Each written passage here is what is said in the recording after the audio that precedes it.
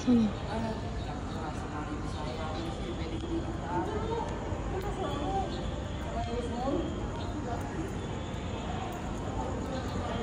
Station 2.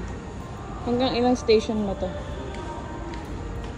Ah, meron pala ditong covered parking. Bagay, laki-laki ng festival.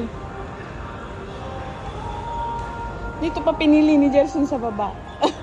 Saan? Huwag na dyan! Saan? Tara na! Kaya tayo. Pagod na ako. Susunod naman yung ibang station.